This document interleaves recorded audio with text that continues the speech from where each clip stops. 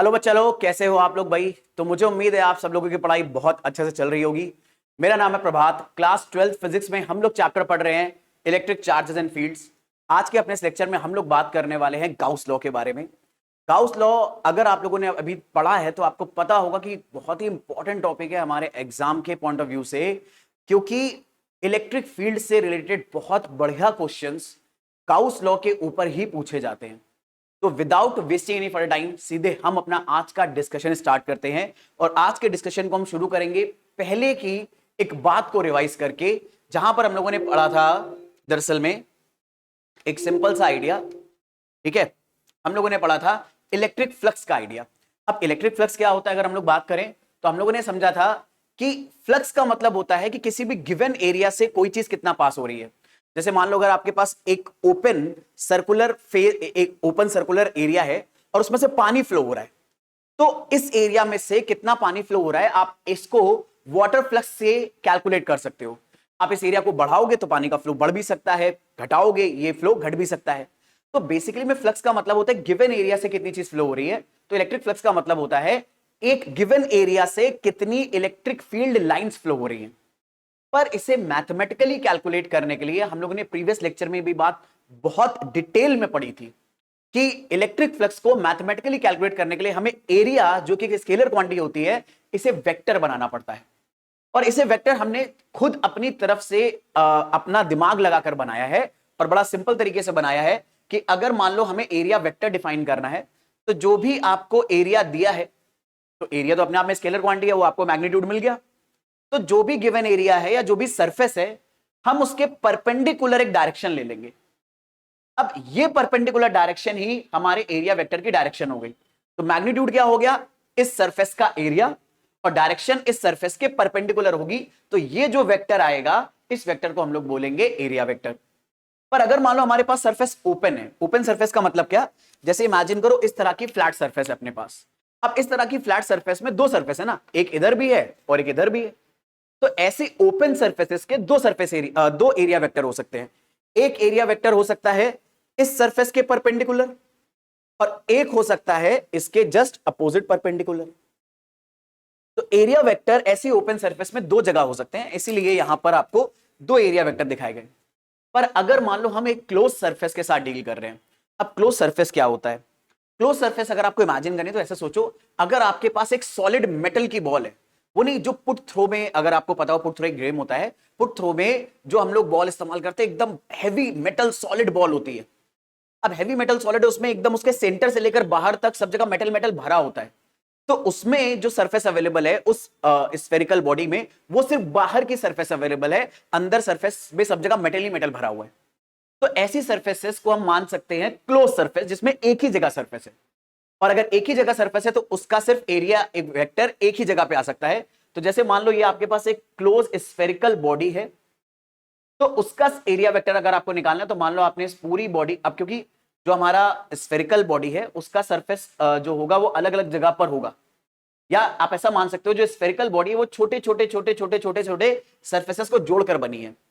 तो अगर मान लो मुझे एक स्फेरिकल बॉडी का इतने छोटे से पोर्शन का एरिया वेक्टर निकालना है, तो मैंने छोटा सा पोर्शन लिया और इसके परपेंडिकुलर डायरेक्शन मैंने बना ली।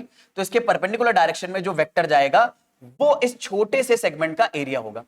पर अगर ये सेगमेंट मैं कहीं और ले लूं, ये बात मैं आपको इसलिए बता रहा हूं ताकि आपको एक बात समझ में आए कि एक स्फीयर का सरफेस एरिया एक पर्टिकुलर डायरेक्शन में नहीं होता, बल्कि आप ऐसा मान सकते हो कि ये जो क्लोज सरफेस है ये बहुत सारे छोटे छोटे छोटे छोटे सरफेसेस को जोड़कर बनी है। तो जैसे मैंने यहां एक सरफेस ली थी, ऐसे यहां पर ले ली। पर जैसे ही मैंने सरफेस को बदला, अब इसके सरफेस एरिया की डायरेक्शन बदल जाएगी, क्योंकि अब अगर ये स्फेरिकल बॉडी है तो इस सरफेस का एरिया वेक्टर इस सरफेस के परपेंडिकुलर होना चाहिए। अब ये सरफेस अगर आपको ऐसे दिख रही है तो परपेंडिकुलर तो इधर कहीं जाएगा ना। तो आप अगर स्फेरिकल बॉडी पर सरफेस एरिया अलग अलग जगह लोगे तो आपको दरअसल में अलग अलग जगह एरिया वेक्टर देखने को मिलेंगे। तो क्लोज सरफेस का एरिया वेक्टर एक ही डायरेक्शन में होता है और ओपन सरफेस के एरिया वेक्टर दो डायरेक्शन में होते हैं। ये बात हमने प्रीवियस लेक्चर में भी देखी है। अब इलेक्ट्रिक फ्लक्स अगर हमें समझना है तो एक बात हम समझ सकते हैं, जैसे इलेक्ट्रिक फ्लक्स ये बताता है एक गिवन एरिया में से इलेक्ट्रिक फील्ड लाइन पास हो रही है। तो आप नोटिस करो मैंने सेम एरिया को और same number of field line को तीन अलग केस में स्टडी करा है। पहले केस में यहां पर 1 2 3 4 5 6 7 इलेक्ट्रिक फील्ड लाइन इस पूरे एरिया में से पास हो रही है। देखो इस पूरे एरिया को ये लाइन काट रही है, पर अब की बार मैंने एरिया को थोड़ा झुका दिया तो एक लाइन एरिया से नहीं जा रही है, और एक बार तो मैंने पूरा एरिया को पैरेलल कर दिया इलेक्ट्रिक फील्ड लाइंस के, तो एक भी लाइन इससे पास नहीं हो रही। ये दरअसल में ऊपर से निकल जा रही है, ऊपर और नीचे से, लेकिन फिगर ऐसा बना हुआ है कि ऐसा लग रहा है कि ये इसको कट करते हुए जा रही है। इमेजिन करो अगर सरफेस ऐसी रखी हुई है तो एक इलेक्ट्रिक फील्ड लाइन ऊपर से जा रही है और एक नीचे से जा रही है, ये ग्रेस करते हुए जा रही है, लेकिन क्योंकि 2D फिगर बना है तो ऐसा लग रहा है कि वो टच कर रही है। तो ये बात बताना जो मैं चाह रहा हूं उसका मोटिव क्या है, मैं आपको ये बात बताना चाह रहा हूं कि एक पर्टिकुलर गिवन एरिया से, देखो ये तीनों एरिया सेम है, बट एक पर्टिकुलर गिवन एरिया से किसी जगह से कितनी इलेक्ट्रिक फील्ड लाइन पास होंगी ये इस बात पे भी डिपेंड करता है कि आपने उस एरिया को इलेक्ट्रिक फील्ड में किस तरह से रखा है। तो अब इन दोनों बातों का ध्यान रखें कि एरिया वेक्टर क्या होता है और दूसरा एरिया हमने किस तरह से इलेक्ट्रिक फील्ड लाइन में रखा है, ये दोनों बातें हमें बताएंगी mathematical idea of electric flux. तो इन दोनों का इस्तेमाल करके हम इलेक्ट्रिक फ्लक्स का फॉर्मूला डेवलप करते हैं। तो हमने फॉर्मूला डेवलप करा था कि मान लो ये एरिया थोड़ा सा झुकाकर हमने रखा है एक इलेक्ट्रिक फील्ड के साथ, तो इलेक्ट्रिक फील्ड लाइन सामने से जा रही है, लेकिन अगर एरिया हमने इस तरह से झुका के रखा है तो एरिया वेक्टर कहीं इस डायरेक्शन में होगा, क्योंकि एरिया वेक्टर को हमेशा एरिया के साथ परपेंडिकुलर होना चाहिए। तो अगर हमने ऐसे बनाया तो देखो ये एरिया के साथ तो परपेंडिकुलर ही है ना, पर एरिया खुद झुका हुआ है तो वो ऐसे बन रहा है। तो इसका मतलब है एरिया वेक्टर कहीं ऊपर जा रहा है, इलेक्ट्रिक फील्ड कहीं यहां जा रही है, तो एरिया वेक्टर और इलेक्ट्रिक फील्ड के बीच में एंगल थीटा आ जाएगा। तो अगर हमें किसी गिवन एरिया का एरिया वेक्टर और इलेक्ट्रिक फील्ड के बीच का एंगल पता है, एरिया का वैल्यू पता है, इलेक्ट्रिक फील्ड अगर कांस्टेंट इलेक्ट्रिक फील्ड है मतलब जो चेंज नहीं हो रही है, तो ऐसी सिचुएशन में इलेक्ट्रिक फ्लक्स अगर हमें निकालना है तो बड़े आराम से निकल जाता है इलेक्ट्रिक फ्लक्स। और इलेक्ट्रिक फ्लक्स का फॉर्मूला आएगा मेरे बच्चे यहां पर, इलेक्ट्रिक फ्लक्स को हम लोग फाई से सिंबल देंगे, कई लोग फाई ई भी लिखते हैं, आप चाहो तो सिर्फ फाई भी लिख सकते हो, कोई दिक्कत नहीं। और अगर कांस्टेंट इलेक्ट्रिक फील्ड है मतलब ऐसी इलेक्ट्रिक फील्ड जो चेंज नहीं हो रही और एरिया वेक्टर भी कांस्टेंट है, ये भी चेंज नहीं हो रहा, तो आप सीधे फॉर्मूला ले सकते हो इलेक्ट्रिक फील्ड और एरिया वेक्टर का डॉट प्रोडक्ट, और डॉट प्रोडक्ट को अगर आप ओपन करोगे तो फॉर्मूला आ जाएगा ई ए कॉस थीटा, जो कि आप नोटिस करो आपके सामने पिक्चर में भी ये बात लिखी हुई है। लेकिन आपको बता दूं कि ये फॉर्मूला वैलिड बेटा सिर्फ उस केस में है जब इलेक्ट्रिक फील्ड और एरिया वेक्टर दोनों कांस्टेंट हैं। याद रखना ये फॉर्मूला ओनली वैलिड है when electric field and area vector का जो मैग्नीट्यूड है, इलेक्ट्रिक फील्ड और एरिया का जो मैग्नीट्यूड है, ठीक है, इज दे आर कांस्टेंट। क्योंकि अगर ये बदलने लगे तो हमारा इलेक्ट्रिक फ्लक्स कैलकुलेट करने का तरीका भी थोड़ा सा बदलेगा, और क्योंकि हमें इलेक्ट्रिक फ्लक्स मोस्टली दरअसल में क्लोज सरफेस में निकालना है तो हम नए तरीके का इस्तेमाल करेंगे। अच्छा ये बात जो मैं बता रहा हूं ना, ये दरअसल में मैंने प्रीवियस लेक्चर में भी बहुत डिटेल में बताई है, अभी तो इसलिए बता रहा हूं ताकि आज जो गाउस लॉ हम लगाने वाले हैं उसमें सारे फॉर्मूले आप लगाने के लिए कैपेबल रहो। बट अगर ये सारी चीजें बहुत डिटेल में पढ़ना चाहते हो आप, तो इससे पहले वाला लेक्चर आपको देखना होगा। इससे पहले वाला लेक्चर आपको कहां मिलेगा, यहां आई बटन में मैंने इस पूरी चैप्टर का प्लेलिस्ट का लिंक दे रखा है, तो आपको जो भी टॉपिक पढ़ना है टॉपिक वाइज मैंने वो लिस्ट बना रखी है, आप टॉपिक वो देख सकते हो। दूसरा, आप चाहो तो यूट्यूब के सर्च बार पे सर्च कर सकते हो कि इलेक्ट्रिक फ्लक्स बाय केमिस्ट्री कक्षा, तो आपको वो वीडियो और प्लेलिस्ट मिल जाएगी, वहां से भी आप देख सकते हो। पर इंपॉर्टेंट है कि अगर इस पे अच्छा कमांड नहीं है तो पहले वो देख लेना, अगर है तो हम लोग आगे चलते हैं। याद रखना ये इलेक्ट्रिक फ्लक्स निकालने का फॉर्मूला तभी काम करेगा अगर इलेक्ट्रिक फील्ड और जो हम एरिया ले रहे हैं उसका जो मैग्नीट्यूड है ये कांस्टेंट है, ये बदल नहीं रहा है। पर मान लो अगर इनमें से कोई भी एक चीज बदलने लगे, तब हमारे पास कैलकुलेट करने का जो तरीका होगा वो चेंज हो जाएगा। जैसे कि मान लो अगर मुझे इलेक्ट्रिक फ्लक्स निकालना है थ्रू क्लोज सरफेस, अब क्लोज सरफेस का मतलब क्या है, आप इमेजिन करो कोई आपके पास आधी टेढ़ी मेढ़ी कोई बॉडी है लेकिन वो पूरी की पूरी सॉलिड की बनी हुई है। जैसे वही नहीं, जैसे मैंने आपको बोला था, जैसे आपने वो नहीं मेटेरॉइड्स वगैरह देखे होंगे मूवीज वगैरह में, तो मेटेरॉइड्स वगैरह पूरे सॉलिड फिगर होते हैं लेकिन उनका शेप बड़ा आला टेढ़ा होता है, ठीक है। तो ऐसा ही मानो कोई ऐसा ही मेटेरॉइड टाइप का आपके पास सॉलिड फिगर है और आपने उसे एक इलेक्ट्रिक फील्ड में रख दिया है, और इलेक्ट्रिक फील्ड भी कांस्टेंट नहीं है, ये भी वैरी कर रही है। देखो हमें पता है इलेक्ट्रिक फील्ड लाइन अगर पास पास है तो यहां पर इलेक्ट्रिक फील्ड स्ट्रेंथ अलग होगी, और अगर इलेक्ट्रिक फील्ड लाइन दूर दूर है तो यहां पर इलेक्ट्रिक फील्ड स्ट्रेंथ अलग होगी, तो इलेक्ट्रिक फील्ड भी वेरी कर रही है। तो अब यहां पर इस सिचुएशन में अगर हमें इलेक्ट्रिक फ्लक्स निकालना हो तो यहां पर हमें हेल्प लेनी पड़ती है इंटीग्रेशन की। क्यों इंटीग्रेशन की हेल्प लेंगे, तो हमारा मैथमेटिकल अप्रोच कुछ ऐसा रहेगा कि दरअसल में हम इस पूरे एरिया को एक साथ सॉल्व नहीं कर पाएंगे, तो हमने क्या करा, इस पूरे एरिया पे एक छोटा सा एलिमेंटल एरिया कट कर लिया, तो हमें उसका वेक्टर भी बड़े आराम से मिल जाएगा। क्योंकि इस पूरे एरिया का वेक्टर कहां से निकालेंगे भाई, ये तो टेढ़ा फिगर है, कुछ एरिया कहीं और होगा, कुछ एरिया कहीं और होगा। तो इसलिए हम क्या करेंगे, एक छोटा सा एलिमेंटल एरिया कट कर लेंगे ताकि उसका वेक्टर बड़े आराम से हम ढूंढ सके उसके परपेंडिकुलर। अब उस जगह पे जो इलेक्ट्रिक फील्ड लाइन कट करते हुए जा रही होगी, तो इलेक्ट्रिक फील्ड लाइन का वेक्टर अगर मैं बनाना है तो इलेक्ट्रिक फील्ड के ठीक इलेक्ट्रिक फील्ड लाइन के ठीक परपेंडिकुलर होगा ये वेक्टर, ये ले लिया हमने, तो इन दोनों के बीच में एंगल आ गया थीटा। तो अब इस छोटे से एरिया से जो इलेक्ट्रिक फ्लक्स पास हो रहा है वो हम निकाल सकते हैं, और इस छोटे से एरिया से जो इलेक्ट्रिक फ्लक्स पास होगा, क्योंकि अब एरिया छोटा है तो फ्लक्स भी छोटा होगा, फ्लक्स छोटा है तो उसे हम फाई की बजाय डी फाई से डिनोट कर रहे हैं। जिन बच्चों को ना पता हो, हम लोग फिजिक्स में या केमिस्ट्री में अगर किसी भी वेरिएबल के पहले डी लगाते हैं, इसका मतलब वो वैल्यू दरअसल में बहुत छोटी है, डिफरेंशियल वैल्यू है या एलिमेंटल वैल्यू है, तो ये फ्लक्स बहुत कम आने वाला है, तो हमने इसको बोल दिया डी फाई, और डी फाई की वैल्यू क्या आ जाएगी, वो होगा वही ई vector dot D A vector. पर मुझे तो इस पूरी बॉडी से निकालना है, तो मैं क्या करूंगा, ऐसा ही एक एरिया इधर मानूंगा, ऐसा ही एक एरिया कहीं और मानूंगा, ऐसे ही एक और एरिया कहीं और मानूंगा, और सारे एरिया के मैं ऐसे छोटे छोटे छोटे छोटे जो इलेक्ट्रिक फ्लक्स आने वाले निकालूंगा, और पूरे एरिया का निकालना है तो मैं सबको सम कर दूंगा। पर सवाल है मुझे ऐसे कितने एरिया सम करने होंगे, तो दरअसल में ऐसे बहुत सारे एरिया होंगे ना, सब जगह होंगे, और जब ऐसे बहुत सारे एरिया होंगे तो हम इन्हें डायरेक्ट सम नहीं कर सकते, हमें इन्हें इंटीग्रेट करना पड़ेगा, इसलिए यहां पर डिफरेंशियल एलिमेंट निकाला है।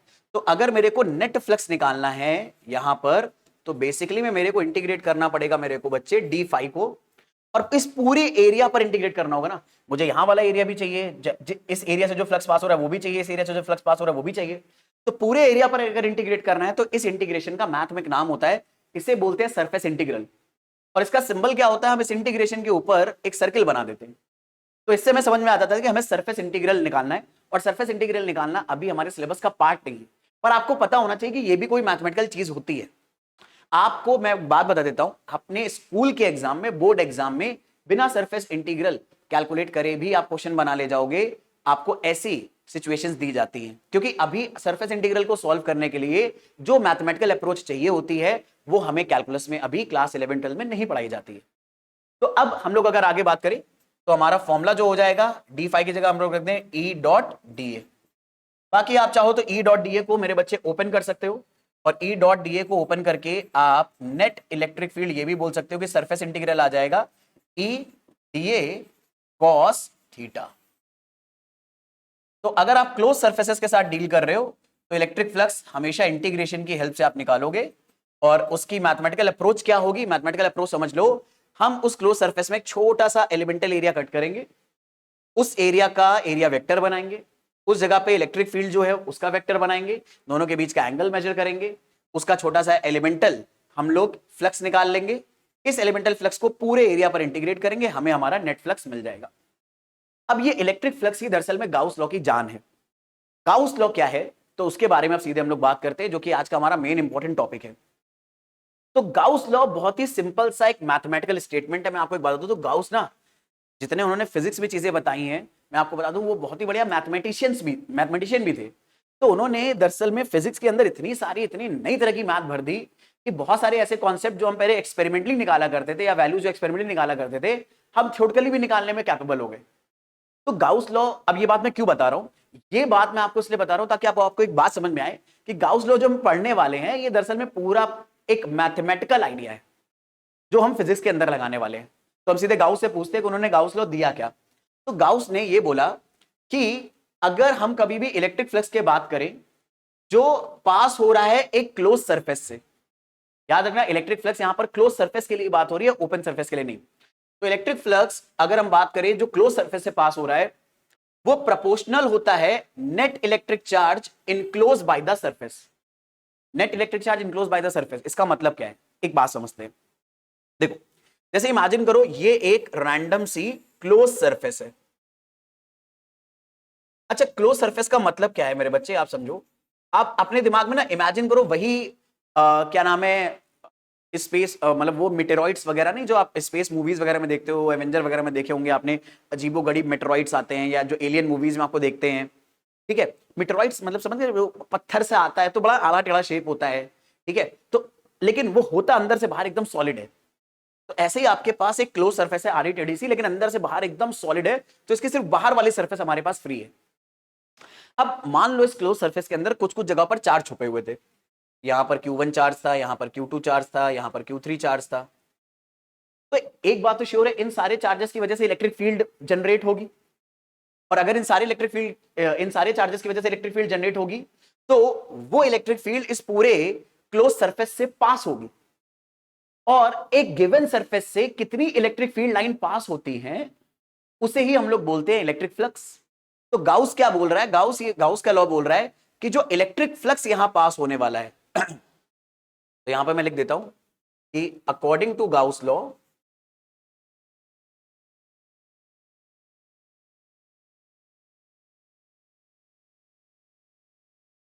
जो इलेक्ट्रिक फ्लक्स पास होने वाला है फाई, वो डायरेक्टली प्रोपोर्शनल होगा इस जिस क्लोज सरफेस से हमें इलेक्ट्रिक फ्लक्स निकालना है। इलेक्ट्रिक फ्लक्स का मतलब क्या, इससे कितनी नेट इलेक्ट्रिक फील्ड लाइन पास हो रही है। तो जो इलेक्ट्रिक फ्लक्स पास होगा वो डायरेक्टली प्रोपोर्शनल होगा इस सरफेस ने अपने अंदर कितना चार्ज इनक्लोज करा है, अपने अंदर, इसके बाहर से हमें कोई मतलब नहीं। तो अपने अंदर कितना चार्ज इनक्लोज करा है, तो हम ले लेंगे sum of charge enclosed in the surface. I hope everyone is getting this idea. अब जब ये प्रोपोर्शनलिटी हम हटाते हैं मेरे बच्चे, तो कुछ ना कुछ इक्वालिटी आएगी, इक्वालिटी आएगी तो कांस्टेंट एक नंबर आएगा, तो ये कांस्टेंट नंबर बाय डिफॉल्ट आ जाता है, सॉरी यहां पर इक्वालिटी हमें लानी है तो इक्वल ले आए Q इनक्लोज्ड, मैं थोड़ा सा साइड हो जाता हूं ताकि आपको दिखाई दे, डिवाइडेड बाय एप्सिलॉन नॉट। ये तो गाउस ये बोलता है, गाउस लॉ ये बोलता है कि कोई भी क्लोज सरफेस अगर आपने लिया और उसके अंदर कुछ चार्ज बंद गए, कुछ चार्ज उसके अंदर आ गए गलती से, तो उन चार्जेस की वजह से या उस पूरे सरफेस की वजह से जो भी इलेक्ट्रिक फ्लक्स पास होगा वो इन सारे चार्ज का सम डिवाइडेड बाय एप्सिलॉन नॉट होगा। एप्सिलॉन नॉट आपको पता है परमिटिविटी ऑफ फ्री स्पेस है, ठीक है।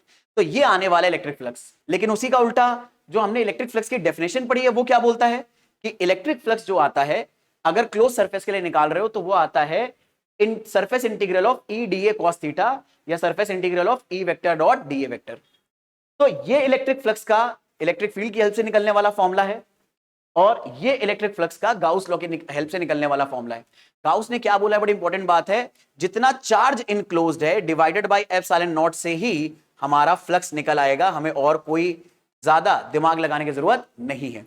अच्छा, चार्ज इनक्लोज का मतलब क्या है, मैं पहले ये बात भी आपको बताना चाहूंगा। जैसे मान लो अगर आपके पास एक क्लोज बॉडी है, ठीक है, बड़ा अजीब सा शेप बन गया था यार, ठीक है,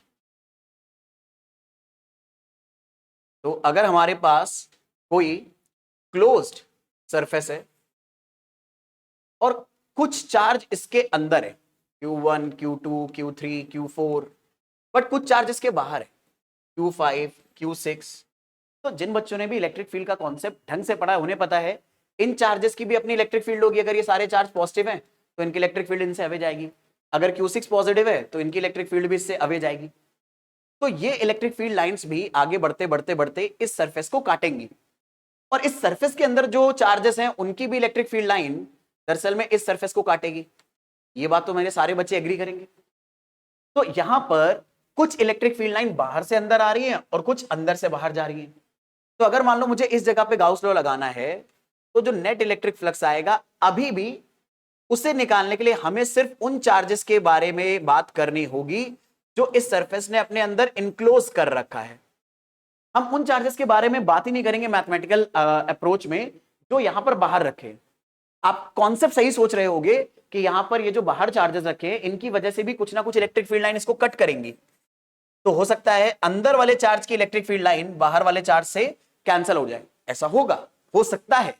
लेकिन जब हम इलेक्ट्रिक फ्लक्स का फॉर्मूला लगाएंगे गाउस की हेल्प से, तो हमें सिर्फ वही चार्ज लेने हैं जो इस सरफेस ने अपने अंदर इंक्लोज कर रखे हैं, जैसे Q1 Q2 Q3 and Q4। तो इस सरफेस से हमें जो इलेक्ट्रिक फ्लक्स निकालना है वो एल्जेब्रिक सम होगा। एल्जेब्रिक सम का मतलब जो चार्ज पॉजिटिव है उन्हें पॉजिटिव साइन के साथ लोगे, जो नेगेटिव है उनको नेगेटिव साइन के साथ लोगे। तो ये आ जाएगा, अभी मैंने सारे पॉजिटिव ले रखे हैं तो सारे पॉजिटिव चार्ज ले लो, तो सबको प्लस करके डिवाइड कर दो एप्सिलॉन नॉट से। बट मान लो अगर ये नेगेटिव होता तो यहां पर हम लोग क्या करते, प्लस की बजाय मेरे बच्चे माइनस कर देते।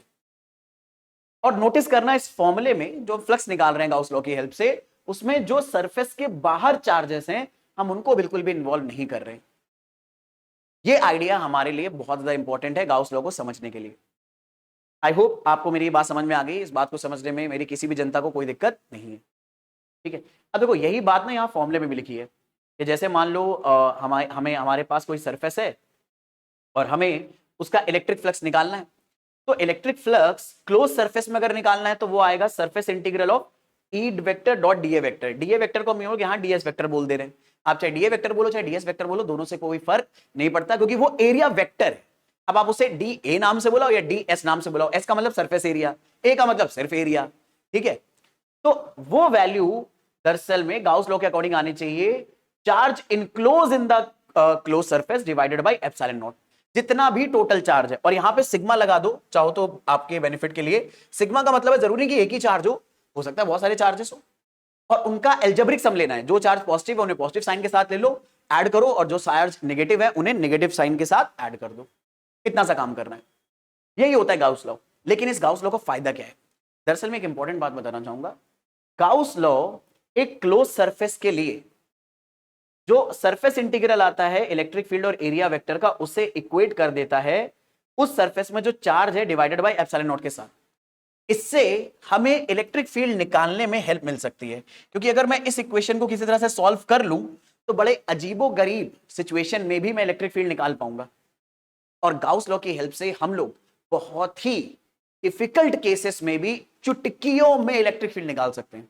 जैसे आपको याद हो, इससे आज के लेक्चर से 2 लेक्चर पहले हम लोगों ने एक्सटेंडेड बॉडी की इलेक्ट्रिक फील्ड निकालना सीखा था, ठीक है। 2 या 3 लेक्चर पहले वो देख लेना आप।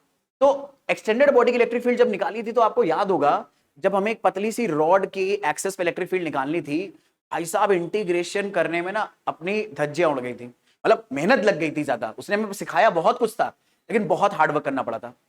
अब मान लो यहां पर एल लेंथ की रॉड की बजाय इनफाइनाइट लेंथ की रॉड हो जाए, तब तो भाई इलेक्ट्रिक फील्ड निकालने में और दिक्कत आएगी। पर मैं आपको बताता हूं, अगर हम पुराना कॉन्सेप्ट इस्तेमाल करेंगे इलेक्ट्रिक फील्ड निकालने का तो दिक्कत आएगी, लेकिन गाउस लॉ का आइडिया इस्तेमाल करेंगे, यानी इलेक्ट्रिक फ्लक्स का आइडिया इस्तेमाल करेंगे, भाई साहब चुटकियों में प्रॉब्लम सॉल्व होगा, चुटकियों में। तो इसलिए गाउस लॉ का स्टेटमेंट अपने दिमाग में अच्छे से बैठा लो। वो क्या बोल रहा है कि अगर हमारे पास कोई भी क्लोज सरफेस है तो उसमें जितना भी चार्ज इनक्लोज है उसी से इलेक्ट्रिक फ्लक्स निकलेगा। और इलेक्ट्रिक फ्लक्स की डेफिनेशन के अकॉर्डिंग ये क्लोज सरफेस पे सरफेस इंटीग्रल ले लो E vector dot DS vector का, तो वो भी फ्लक्स ही होगा। तो ये दोनों वैल्यूज बराबर होंगी। हम इनको सॉल्व करके इलेक्ट्रिक फील्ड निकालेंगे डिफिकल्ट केसेस में, और इसी को निकालना हम लोग सीखते हैं। अब इसी चीज को हम लोग पढ़ते हैं एप्लीकेशन ऑफ गाउस लॉ के अंदर, और यही मैं बोल रहा था, इसके डेरिवेशन हमारे स्कूल एग्जाम्स के लिए, बोर्ड एग्जाम्स के लिए टीचर के one of the favourite questions होते हैं, ठीक है। तो सीधे इसके बारे में बात करेंगे फटाफट। तो मैं आपको दरअसल में एप्लीकेशन ऑफ गाउस लॉ बताने जा रहा हूं, लेकिन उससे पहले एक इंपॉर्टेंट चीज हम लोग समझेंगे मेरे बच्चे, जिसे हम लोग बोलते हैं गाउसियन सरफेस। ये क्या चीज होती है? दरअसल में जब कभी भी हमें इलेक्ट्रिक फील्ड निकालने का डिफिकल्ट केसेस में डेरिवेशन दिया जाएगा या क्वेश्चन दिया जाएगा, तो हमें चार्ज तो दिया होगा या बॉडी तो दी होगी, लेकिन कुछ और नहीं दिया होगा। बस हमें बता दिया होगा कि हमें इस पॉइंट पर इलेक्ट्रिक फील्ड निकालनी है। पर हमें पता है गाउस लॉ अगर हमें अप्लाई करना है तो हमें एक क्लोज सरफेस तो चाहिए होगी ना। अब अगर क्लोज सरफेस हमें दी नहीं गई है तो हम मान सकते हैं, तो हम हमेशा ऐसी गॉसियन, हम एक इमेजिनरी सरफेस मानेंगे जिस सरफेस पर हम गाउस लॉ अप्लाई करेंगे। अब ये सरफेस हमें माननी होगी। हमें अगर माननी है तो हमें फ्रीडम होगी कि हम जैसी मानना चाहे वैसी मान लें। अगर हम सरफेस स्फेरिकल मानना चाहते हैं स्फेरिकल मान लेंगे, सिलेंड्रिकल मानना चाहते हैं सिलेंड्रिकल मान लेंगे, जैसे हमें मानना चाहेंगे हम मान सकते हैं। तो किसी भी गिवन सिचुएशन में जहां आप गाउस लॉ अप्लाई करना चाहते हो, पर अगर आपको सरफेस नहीं दी है जिस पर आपको गाउस लॉ अप्लाई करना है, क्योंकि याद रखना गाउस लॉ अप्लाई करने के लिए आपको क्लोज सरफेस की जरूरत होती है, आप उसी क्लोज सरफेस के अंदर का चार्ज लोगे। तो अगर सरफेस हमें नहीं दे रखी है तो हम अज्यूम करेंगे और इसी सरफेस को हम लोग क्या मानेंगे? गाउसियन सरफेस मानेंगे। तो अगर सिंपल वर्ड में मेरे को बताना हो गाउसियन सरफेस क्या है, ये अपने आप में एक इमेजिनरी सरफेस है। तो मतलब हम ही इमेजिन करेंगे अपने हिसाब से। अच्छा, कई बच्चों को लगता है यार हम इमेजिन करेंगे, हम कैसे इमेजिन कर सकते हैं? फिजिक्स ऐसे कब से चलने लगी कि चीजें हम इमेजिन करें? नहीं, अगर आप समझदारी से इमेजिन करोगे तो और इमेजिन करके अपने हिसाब से सॉल्व करोगे तो बिल्कुल फ्रीडम है आपको कि जब तक आप मैथ सही लगा रहे हो, सिचुएशन सही हैंडल कर रहे हो, तब तक आप ऐसी चीजें अज्यूम कर सकते हो, बशर्ते आपकी मैथ और फिजिक्स उसमें सही होनी चाहिए। तो आपको फ्रीडम होती है इमेजिन करने की भी, कोई दिक्कत नहीं है। कई बार हम लोग प्रॉब्लम सॉल्व करने में अजम्पशन लेते ही है ना, वैसे ही। तो गॉसियन सरफेस क्या है? इमेजिनरी सरफेस है, ठीक है, ये पूरी तरह से इमेजिनरी होगी और हम इसके ऊपर गाउस लॉ अप्लाई करेंगे, on which we apply Gauss law, और इसी वजह से इसे गाउसियन सरफेस बोल रहे हैं, ठीक है। ये बात है ना। अब इसे आप किसी भी शेप साइज का मान सकते हो, स्फेरिकल मानना हो स्फेरिकल मान लेंगे, क्यूबॉइड मानना हो क्यूबॉइड मान लेंगे। मानना अच्छा क्लोज सरफेस ही होता है मोस्टली, मानना हमें क्लोज सरफेस ही होता है, क्योंकि याद है ना गाउस लॉ अप्लाई किस पे होता है? क्लोज सरफेस के ऊपर, ठीक है। चलो तो अब आ जाते हैं, अब यहां पर हमें करना क्या है, ये मैं आपको एप्लीकेशन सिखा रहा हूं वन बाय वन। तो हमें इलेक्ट्रिक फील्ड निकालनी है inside and outside of the uniformly charge spherical shell. अब पहले तो एक बात समझते हैं, टुकड़ों में इसका मतलब समझते हैं। सबसे पहले ना मैं आपको समझाना चाहूंगा स्फेरिकल शेल का मतलब क्या है। तो जैसे मान लो ये आपको स्फीयर सा दिख रहा है, ठीक है। स्फेरिकल शेल का मतलब क्या है? स्फेरिकल शेल का मतलब है ये अंदर से खोखला है, यानी अगर आपने इसको ऐसे काट दिया ना बीच से, तो ये अंदर से खोखला दिखाई देगा आपको। सिर्फ बस इसके ऊपर थोड़ी सी मटेरियल की एक लेयर है, और ये लेयर ऐसी है कि ये पूरा स्फेरिकल बॉडी दिख रहा है। यार मैंने कभी बॉलिंग खेली नहीं है, लेकिन मुझे लग रहा है बॉलिंग की जो बॉल होती है ना, वो शायद अंदर से खोखली होती है, बट होती तो एकदम स्फेरिकल है ना, सॉलिड।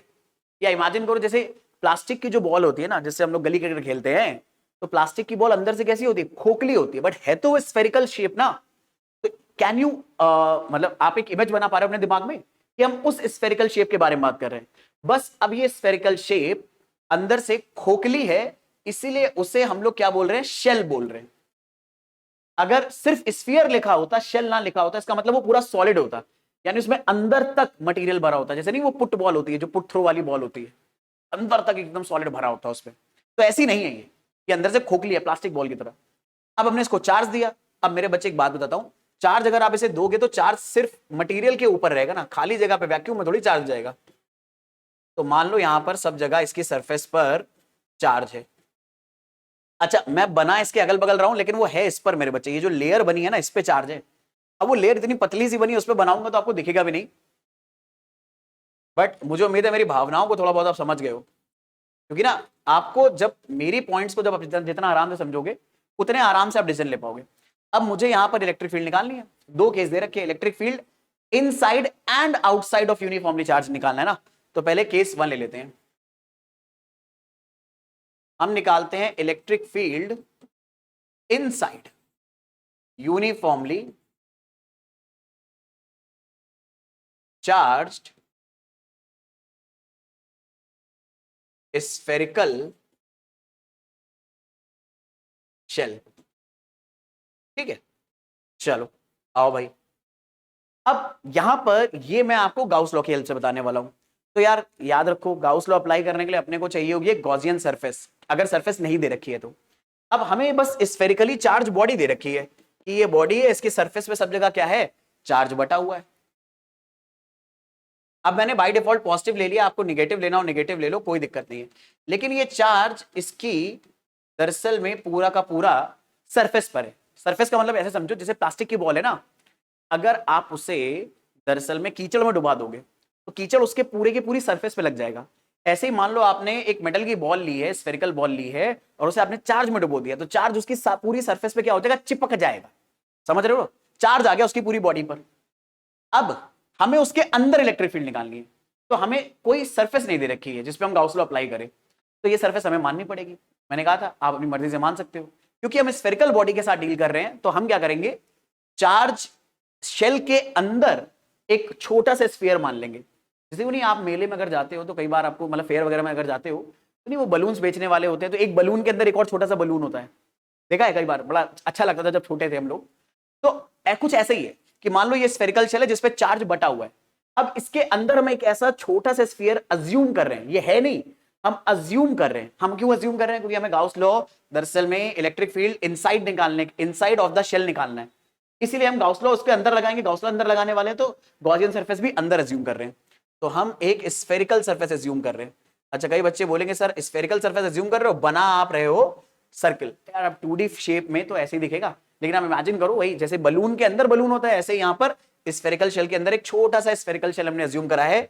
ये है मेरे बच्चे, हमने वो गॉसियन सरफेस जो अज्यूम करी है उसका रिप्रेजेंटेशन। ठीक है, अब हम यहां पर गाउस लॉ अप्लाई करते हैं।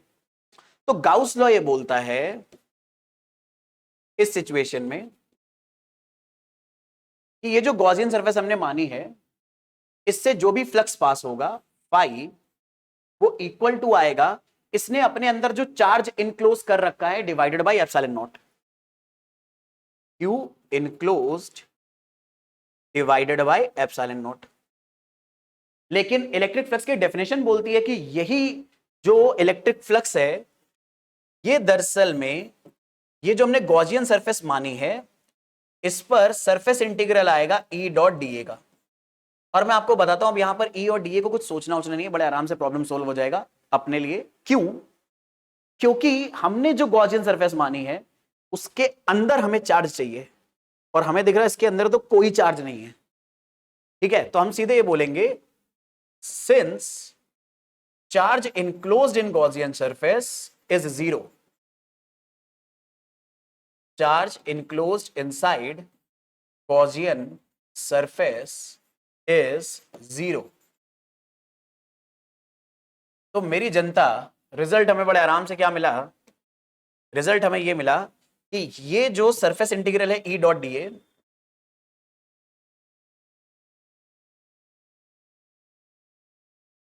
ये बराबर आएगा, चार्ज इनक्लोज्ड अगर 0 है तो 0 के बराबर आ जाएगा। अब ये मैथमेटिकल इक्वेशन क्या बोल रही है? ये मैथमेटिकल इक्वेशन बोल रही है कि जो भी हम लोगों ने ये छोटी सी गॉसियन सरफेस अज्यूम करी थी इस पे जो इलेक्ट्रिक फ्लक्स और एरिया वेक्टर का क्लोज सरफेस इंटीग्रल था वो 0 आ रहा है। अब एक इंटीग्रल दो नंबर को मल्टीप्लाई करके अगर 0 आ रहा है इसका मतलब है इन दोनों में से कोई एक चीज 0 रही होगी, या तो इलेक्ट्रिक फील्ड 0 रही होगी या एरिया वेक्टर का डेरिवेटिव 0 रहा होगा। अब एक बात बताता हूं, एरिया वेक्टर तो 0 नहीं होगा ना, क्योंकि ये सरफेस एरिया हमने अज्यूम करा है तो इसकी कुछ ना कुछ रेडियस वगैरह रही होगी स्मॉल आर, तो इसके ऊपर कुछ ना कुछ तो एरिया आएगा ना भाई। आप वही वाली बात है, एक बलून के अंदर एक बलून इमेजिन करो, तो हमारा वो छोटा वाला बलून है तो उस बलून का कुछ ना कुछ तो एरिया होगा, तो एरिया तो 0 नहीं हो सकता ना, एरिया तो कुछ ना कुछ आएगा। इसका मतलब है ये डीए 0 नहीं हो सकता, तो हम क्या बोल सकते हैं, since DA can not be 0। तो अगर इन दोनों को मल्टीप्लाई करके 0 आ रहा है तो डेफिनेटली जो दूसरी क्वांटिटी है वो 0 हो जाएगी। इसका मतलब है इलेक्ट्रिक फील्ड 0 हो जाएगा। यानी हम क्या बोल सकते हैं, हम ये बोल सकते हैं कि एक यूनिफॉर्मली चार्ज स्फेरिकल शेल के अंदर इलेक्ट्रिक फील्ड 0 होती है। और ये मेरे बच्चे बीएमआई रिजल्ट है हमारे पास। बीएमआई क्या होता है? बीएमआई रिजल्ट होता है भयंकर मोस्ट इंपॉर्टेंट रिजल्ट, जो शायद पहली बार अगर दरअसल में वीडियो देख रहे हैं उनको नहीं पता होगा तो उनको पता चल जाए। बीएमआई का मतलब है भयंकर मोस्ट इंपॉर्टेंट। भयंकर मोस्ट इंपॉर्टेंट मतलब ये आपके शॉर्ट नोट्स की जो नोटबुक बनेगी उसमें जाएगा, आपके दिमाग में जाएगा ताकि जरूरत पड़ने पर हमें याद रहे। ठीक है, मुझे उम्मीद है यहां तक ये कोई दिक्कत नहीं दे रहा आपको। तो हमने एक बात समझ ली कि अगर हमारे पास एक यूनिफॉर्मली चार्ज स्फेरिकल शेल है तो उसके अंदर किसी भी पॉइंट पर इलेक्ट्रिक फील्ड 0 होगी। मतलब चाहे यहां निकालो, चाहे यहां निकालो, चाहे यहां, चाहे यहां, चाहे यहां, कहीं पर भी निकालो इलेक्ट्रिक फील्ड 0 ही आएगी। क्यों? क्योंकि किसी भी पॉइंट पर इलेक्ट्रिक फील्ड अगर आप निकालनी है, आप उसी पॉइंट से पास होने वाला एक गॉसियन सरफेस स्फेरिकल बॉडी ले लो, और अगर आपने वो गॉसियन सरफेस शेल के अंदर ले ली तो उसके अंदर कोई भी चार्ज इनक्लोज नहीं होगा, चार्ज इनक्लोज 0 हो गया, तो जो इलेक्ट्रिक फील्ड है वो 0 होगी क्योंकि एरिया 0 नहीं होगा। तो एक स्फेरिकल शेल के अंदर कहीं पर भी आप क्या ले लो, कोई भी पॉइंट ले लो, सब जगह इलेक्ट्रिक फील्ड 0 हो जाएगी। इलेक्ट्रिक फील्ड वहां एग्जिस्ट ही नहीं करेगी। ठीक है, चाहे चार्ज पॉजिटिव हो चाहे चार्ज नेगेटिव हो, तब भी, क्योंकि नेगेटिव चार्ज हुआ और अगर आपने ऐसी सरफेस बनाई तब भी तो अंदर कोई चार्ज नहीं है ना। आई hope everyone is getting this idea. चलें, चलो आगे बात करते हैं। अच्छा, आगे चलने से पहले मान ले रहा हूं मैंने इस पूरे स्फेरिकल बॉडी को कैपिटल क्यू चार्ज दिया हुआ है। ठीक है, यानी इस पूरी बॉडी के ऊपर कितना चार्ज है? कैपिटल क्यू है। तो अब आ जाते हैं हम अगले केस पे। भाई अगला केस क्या है? हमें इलेक्ट्रिक फील्ड दरअसल में सिर्फ स्फेरिकल शेल के इनसाइड नहीं आउटसाइड भी निकालनी है, यानी बाहर भी निकालनी है। ठीक है, चलो निकालते हैं। तो यहां पर हम लेते हैं केस 2। केस 2 में मेरे बच्चे हम इलेक्ट्रिक फील्ड निकाल रहे हैं आउटसाइड स्फेरिकल शेल। और ये निकालना भी बहुत आसान है, गाउस लॉ की हेल्प से निकालेंगे, बिना गाउस लॉ के करने बैठोगे परेशान हो जाओगे। तो यार गाउस लॉ अप्लाई करना तो पहले एक छोटा सा शेप तो बना ले, कि जैसे मान लो ये हमारी स्फेरिकल बॉडी है और हमने मेरे बच्चे इसे कैपिटल क्यू चार्ज दे रखा है, ठीक है। इस स्फेरिकल शेल की बॉडी का जो रेडियस है वो कैपिटल आर है। अब हमें इसके आउटसाइड किसी पॉइंट पर इलेक्ट्रिक फील्ड निकालनी है, तो एक रैंडम पॉइंट हम इसके बाहर मान ले रहे हैं। मान लो हमने यहां पर एक रैंडम पॉइंट मान लिया P, और हमें P पॉइंट पे इलेक्ट्रिक फील्ड फाइंड आउट करनी है। P पॉइंट एक्चुअल में इस स्फेरिकल बॉडी के बाहर है। हमें कैसे पता भाई, अगर स्फीयर के सेंटर से P पॉइंट की डिस्टेंस निकालें, जिसे हम स्मॉल r मान रहे हैं, ठीक है, तो हमें दिख रहा है ये स्मॉल r दरअसल में r से तो बड़ा ही आ रहा है, और रेडियस ऑफ स्फीयर से अगर कोई डिस्टेंस बड़ी आ रही है तो वो पॉइंट डेफिनेटली दरअसल में स्फीयर के बाहर होगा। अब P पॉइंट पर मैंने इलेक्ट्रिक फील्ड निकालनी है। फिर से मैं बताऊंगा, इलेक्ट्रिक फील्ड यहां पर निकालने के लिए हम अप्रोच यूज करेंगे गाउस लॉ की। तो गाउस लॉ के लिए जरूरी है कि हम दरअसल में जिस पॉइंट पे हमें इलेक्ट्रिक फील्ड निकालनी है उस पर एक गॉसियन सरफेस अज्यूम करें, और ये क्लोज सरफेस होनी चाहिए। तो अब यहां पर बिल्कुल वही वाला सिचुएशन हम इमेजिन करेंगे कि हम P पॉइंट से एक स्फेरिकल सरफेस बनाएंगे ऐसे, ठीक है। तो ये हमारी हो गई गॉसियन सरफेस। अब अगर ये आ गया हमारे पास गॉसियन सरफेस स्फेरिकल है, अब यहां सिचुएशन वही सोचना कि सिचुएशन कैसी है कि अगर आपके पास एक बड़ा बलून है, उसके अंदर एक छोटा बलून है, तो छोटे बलून में क्या है, छोटे बलून में चार्ज भरा हुआ है, और यहां पर क्या है, ये बड़ा बलून है जो बाहर की तरफ एम्प्टी है। अब तुम्हें यहां पर क्या करना है, इलेक्ट्रिक फील्ड निकालना है, ठीक है। इस P पॉइंट पर इलेक्ट्रिक फील्ड निकालना, और P पॉइंट से पास होने वाला हमने एक स्फेरिकल बॉडी ले लिया। तो मुझे उम्मीद है पॉइंट समझ में आ रहा है कि अब आपके पास बाहर एक बलून है जिसके किसी पॉइंट से इलेक्ट्रिक फील्ड निकालनी है, और अंदर वाला बलून चार्ज है। पिछले वाले केस में उल्टा था, अंदर वाले बलून में कितनी इलेक्ट्रिक फील्ड है वो निकालनी थी, और बाहर हमारे पास चार्ज था। अब देखो यहां पर अगर निकालना है तो मतलब हम लोग गाउस लॉ अप्लाई करते हैं सिचुएशन में। तो अगर हम अप्लाई करें गाउस लॉ, तो गाउस लॉ के अकॉर्डिंग जो इलेक्ट्रिक फ्लक्स आना चाहिए, वैसे इलेक्ट्रिक फ्लक्स क्या आएगा, surface integral of E dot DA. E dot DA का मतलब इस P पॉइंट से फील्ड पास हो रही होगी, और इस P पॉइंट से कुछ ना कुछ एरिया वेक्टर लोगे आप, उस एरिया वेक्टर का, अब जरा ध्यान से देखना, जैसे मान लो P पॉइंट पर हमने ये एरिया वेक्टर बनाया, ये एरिया ले लिया हमने, छोटा सा एलिमेंटल एरिया, तो एरिया वेक्टर डीए बाहर की तरफ है। और अगर स्फेरिकल बॉडी पूरी तरह से चार्ज है मेरे बच्चे, तो अगर स्फेरिकल बॉडी चार्ज है तो उससे जो इलेक्ट्रिक फील्ड होती है वो रेडियली आउटवर्ड जाती है। रेडियली मतलब इसके रेडियस के अलोंग बाहर जाएगी, और अगर इलेक्ट्रिक फील्ड इसकी रेडियस के अलोंग बाहर जा रही है तो देखो इस एरिया से इलेक्ट्रिक फील्ड जब बाहर निकलेगी तो वो ऐसे निकलेगी।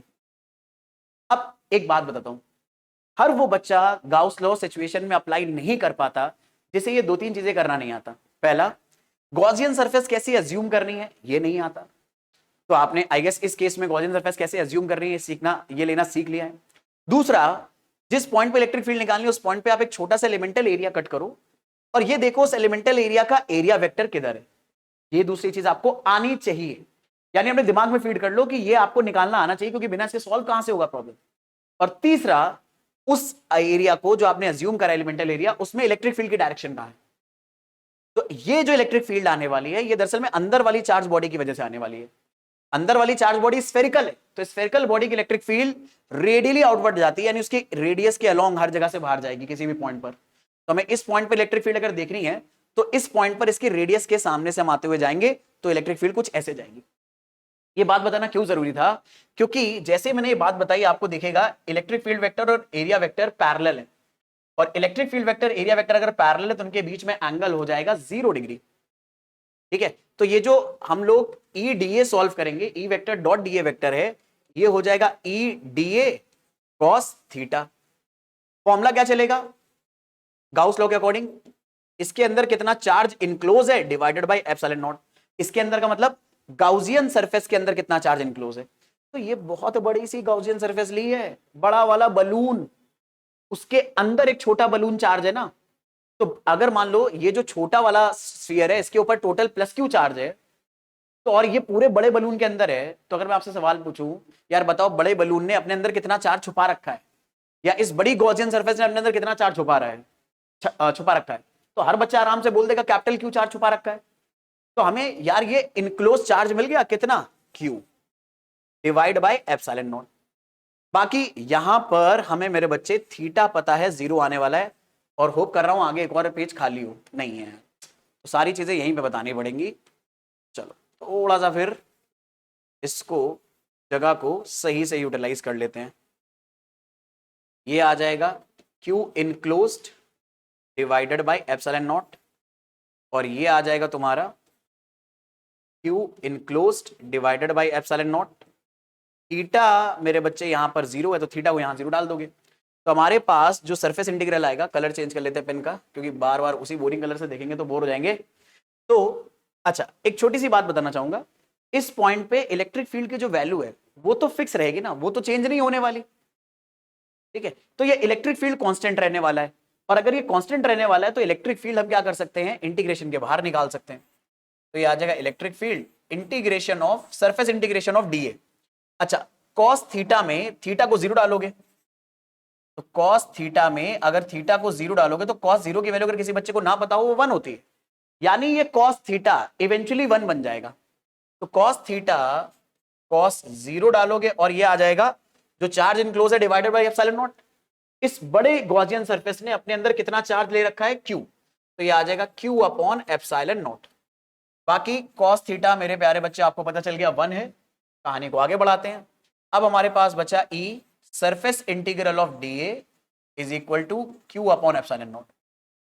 अब ये सरफेस इंटीग्रल ऑफ डीए का मतलब क्या है, कि सरफेस इंटीग्रल ऑफ डीए का मतलब है ये जो हमने इस गॉसियन सरफेस पे छोटा सा डीए लिया था, ऐसे बहुत सारे छोटे छोटे डीए यहां भी तो लोगे आप पूरे स्फीयर पर, यानी जो बाहर बड़ा बलून है उस बड़े बलून के छोटे छोटे छोटे छोटे छोटे छोटे छोटे छोटे आप सरफेस एरिया अज्यूम करोगे।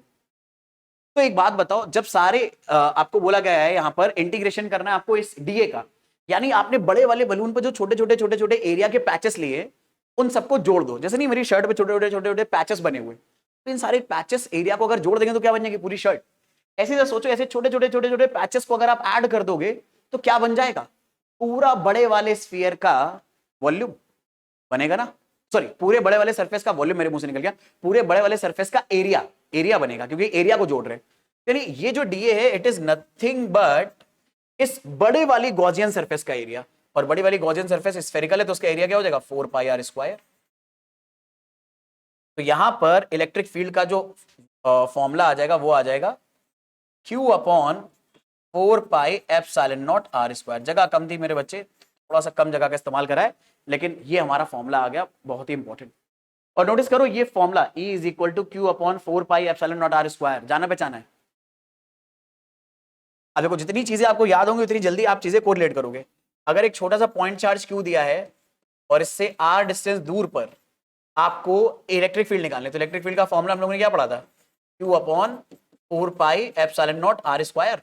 हो सकता है कुछ बच्चे कहे अरे सर ये कहां पढ़ा था, ये पढ़ा था। अरे बेटा इतना तो दिमाग चलाओ कि ये दोनों चीजें सेम है।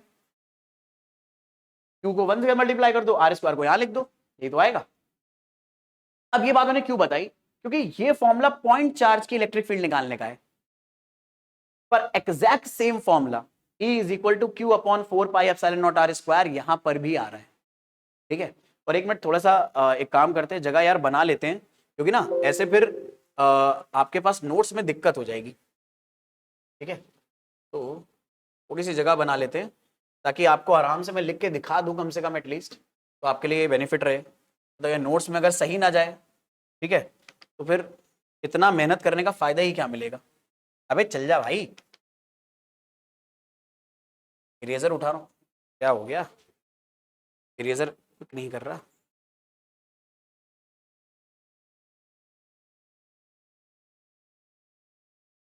अच्छा इरेजर, चलो दोबारा से लिख देते। तो हमारा ई फाइनली क्या आ रहा है, Q upon 4 pi epsilon naught R square, ये आ रहा है। अब आपके पास ये नोट्स में होना चाहिए, और मैं फिर से बता दूं ये दरअसल में इलेक्ट्रिक फील्ड पॉइंट चार्ज की वजह से जो आती है उसी का फॉर्मूला है, और ये हमारे लिए बीएमआई फॉर्मूला हो गया। यानी कहने का मतलब समझना आपको यह है कि अगर आप एक स्फेरिकल बॉडी के बाहर किसी पॉइंट पे इलेक्ट्रिक फील्ड निकाल रहे हो तो ये पूरी स्फेरिकल बॉडी खुद एक पॉइंट चार्ज की तरह काम करने लगती है। क्योंकि अगर ऐसा ना होता तो फॉर्मूला पॉइंट चार्ज वाला फॉर्मूला क्यों आता? पॉइंट चार्ज वाला ही फॉर्मूला आ रहा है। इसका मतलब है जैसे ही आप स्फेरिकल बॉडी के बाहर निकले तो स्फेरिकल बॉडी ने एक अजीब सा बिहेवियर शो करा। उसने अपना सारा चार्ज उठाकर पटक दिया अपने सेंटर पर, और जैसे सेंटर पर पटकेगा तो सेंटर क्या बन जाएगा? Point charge. बिल्कुल ऐसा लगेगा कि ये पॉजिटिव क्यू चार्ज इसके सेंटर पे रखा है। देखो एक बात सोचो, अगर मैं इसके सेंटर पर प्लस क्यू चार्ज रख दूं, उससे आर डिस्टेंस दूर पी पॉइंट पे इलेक्ट्रिक फील्ड निकालना है, फॉर्मूला क्या आएगा? ये वाला तो फॉर्मूला आएगा जो हम लोगों ने पढ़ा था, ठीक है, वही वाला फॉर्मूला आएगा। E is equal to Q upon 4πε0 R square. E is equal to Q upon 4πε0 R square. ये तो फॉर्मूला आना चाहिए। अगर ये सारा चार्ज सरफेस पर होने की वजह सेंटर पर होता और ये पॉइंट चार्ज हम ले लेते, क्योंकि सेंटर एक छोटा सा पॉइंट है तो पॉइंट चार्ज लेते, तो क्यू पॉइंट चार्ज की वजह से आर डिस्टेंस दूर इलेक्ट्रिक फील्ड का फॉर्मूला क्या हो जाएगा? E is equal to Q upon 4πε0 R square. यार फॉर्मूला तो पॉइंट चार्ज का आ रहा है, लेकिन चार्ज दरअसल में स्फीयर पर पूरा बटा हुआ है। तो हम ऐसा मान सकते हैं ना, ऐसा बोल सकते हैं कि ये जैसे ही हम स्फीयर के बाहर निकले किसी भी पॉइंट की तरफ, तो स्फीयर ने बिल्कुल वैसा बिहेवियर करना है जैसा कि उसका सारा का सारा चार्ज उसके सेंटर पे रखा हो, और सारी डिस्टेंस सेंटर से नापना। कई बार बच्चे क्या करते हैं, चार्ज यहां पर देखते और यहां से डिस्टेंस नापने लग जाते हैं सरफेस से। नहीं, जैसे ही आप एक स्फेरिकल शेल के बाहर निकले तो आप ऐसा मान सकते हो कि सारा का सारा चार्ज उस स्फीयर के सेंटर पर रखा है। गाउस लॉ का ये बेनिफिट मिलता है कि देख लो कितने छटाछट पटापट डेरिवेशन हो रहे हैं। और अगर आप इन्हें एक्चुअल में जो हम लोगों ने इंटीग्रेशन या एक्सटेंडेड बॉडी की हेल्प से इलेक्ट्रिक फील्ड निकालने का तरीका सीखा है उससे करोगे, आंसर उससे भी आएगा, but it will take too much time. बहुत मेहनत लगेगी मेरे बच्चे। ठीक है, चले अपनी कहानी को आगे बढ़ाएं। अगला इलेक्ट्रिक फील्ड निकालना सीखते हैं। तो अगली सिचुएशन में इलेक्ट्रिक फील्ड हमें निकालनी है uniformly charge infinitely large sheet की वजह से। तो इन्फिनिटली लार्ज शीट का मतलब क्या है? ये जो शीट है ये इन्फिनिटली लार्ज नहीं है, मतलब ये उसका एक छोटा सा सेगमेंट बना है। आप इमेजिन करो ये शीट इधर भी बढ़ते चली जा रही है, इधर भी बढ़ते चली जा रही है, और इधर भी बढ़ते चली जा रही है, इधर भी बढ़ते चली जा रही है, मतलब बहुत बड़ी शीट है। और इस शीट पर हमने सब जगह बराबर बराबर चार्ज बांट रखा है। तो इस यूनिफॉर्मली चार्ज इनफाइनाइट शीट पर इससे थोड़ी दूर हमें इलेक्ट्रिक फील्ड निकालनी है। ठीक है, पर हम इलेक्ट्रिक फील्ड निकालने उससे पहले इलेक्ट्रिक फील्ड की डायरेक्शन सोच लेते हैं। तो अगर आप एक शीट पे चार्ज दोगे, ऐसे सोचो ये आपके पास एक बहुत बड़ी शीट है, आपने इसको चार्ज दे रखा है, तो चार्ज तो इधर इधर पूरा आ जाएगा ना, मतलब शीट पतली बहुत होती है, तो चार्ज जो दोगे, पॉजिटिव चार्ज जो रखोगे वो इधर उधर दोनों जगह रहेगा, इधर भी इधर भी। तो इधर वाले पॉजिटिव चार्ज की वजह से इलेक्ट्रिक फील्ड कहां जाएगी? ऊपर, क्योंकि पॉजिटिव चार्ज की इलेक्ट्रिक फील्ड हमेशा उससे अवे जाती है। और जो नीचे चार्ज है इसकी वजह से इलेक्ट्रिक फील्ड कहां जाएगी? नीचे। ये बात समझ में आ रही है? पॉजिटिव चार्ज की इलेक्ट्रिक फील्ड जाएगी उससे अवे, तो जो ऊपर पॉजिटिव चार्ज अकुमुलेट हुआ है वो ऊपर की तरफ इलेक्ट्रिक फील्ड भेजेगा, जैसे यहां पर फिगर में दिख रहा है। और ऐसा ही चार्ज नीचे भी अकुमुलेटेड है, उसकी वजह से इलेक्ट्रिक फील्ड कहां जाएगी? नीचे, वो आपको नीचे की तरफ बना के दिखाएगी। तो हमें अब ये इलेक्ट्रिक फील्ड निकालनी है इस पर्टिकुलर इन्फिनिटली चार्ज शीट की वजह से। अब इन्फिनिटली चार्ज शीट पे चार्ज कितना मानोगे? क्यू? नहीं भाई, क्यू नहीं मानना। यहां पर हम चार्ज मानेंगे दरअसल में कि जब कभी भी एक कॉन्टिन्यूअस बॉडी पे चार्ज होता है, तो आपको याद है हमने बोला था उसकी सरफेस पर चार्ज डिस्ट्रीब्यूट होगा। तो यहां पर हम अज्यूम कर लेंगे कि इसकी सरफेस पर जो सरफेस चार्ज डेंसिटी है वो हम कुछ पर्टिकुलर वैल्यू अज्यूम कर लेंगे, सिग्मा अज्यूम कर लेंगे। तो सिग्मा हम अज्यूम कर लेंगे surface charge density. Surface charge density का मतलब क्या होता है मैं आपको बता दूं, जिन बच्चों को नहीं पता है। देखो यहां पर जो चार्ज है इसकी सरफेस पर बटा है ना, तो अगर मैं इसकी सरफेस का एक छोटा सा एरिया कट कर लूं, मान लो ए, तो इस एरिया में कुछ ना कुछ चार्ज इनक्लोज हो जाएगा। मान लो क्यू चार्ज इनक्लोज हो गया, तो इस एरिया ने अपने अंदर जितना चार्ज इनक्लोज करा है उसका रेशियो अगर ले ले हम लोग एरिया के साथ, तो इसे बोलते हैं सरफेस चार्ज डेंसिटी। भाई सरफेस चार्ज डेंसिटी का मतलब क्या है? हमें चार्ज की डेंसिटी निकालनी है पर सरफेस पे। तो उसके लिए हमें जैसे मास डेंसिटी निकालनी होती है, तो मास डेंसिटी वॉल्यूम के रिस्पेक्ट में निकालते हो, तो कैसे निकालते हो? मास के अपॉन में वॉल्यूम ले लेते हो। ठीक है, ऐसे ही अगर चार्ज डेंसिटी निकालनी है तो चार्ज के अपॉन में आप लोगे, लेकिन क्योंकि ये चार्ज एरिया पर बटा है तो वॉल्यूम की बजाय एरिया को डिवाइड करोगे आप। तो यहां पर आ गया सरफेस चार्ज डेंसिटी Q/A, जिसे हम सिग्मा से डिनोट कर सकते हैं। और जब कभी भी ऐसी इनफाइनाइटली बॉडी हो तो उनपे चार्ज जहां डिस्ट्रीब्यूटेड है, अगर उनके सरफेस पर डिस्ट्रीब्यूटेड है तो सरफेस चार्ज डेंसिटी हम निकालते हैं। ये बात हमने पहले भी पढ़ी है। ऐसे अगर मान लो सिर्फ एक पतला सा वायर होता तो वायर की पूरी लेंथ पे चार्ज बटा होता, तो वहां पर हम लीनियर चार्ज डेंसिटी निकालते और Q के अपॉन में L ले आते।